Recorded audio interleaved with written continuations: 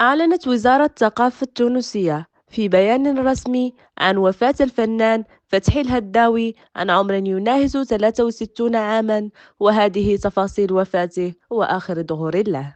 ولد فتحي الهداوي في 9 دجنبر 1961 في تونس العاصمة، حيث يعتبر من أبرز الممثلين في تونس وأهم عمالقة الدراما والمسرح فيها.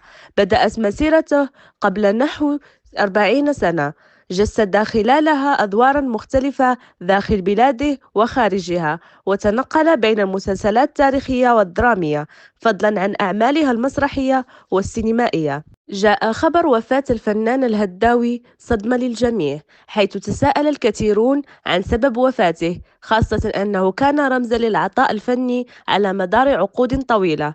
وفقا لما أعلن رسميا، فقد توفي فتحي الهداوي إثر أزمة قلبية مفاجئة أدت إلى وفاته على الفور. نسأل الله تعالى أن يرحم الفقيد ويرزق ذويه الصبر والسلوان.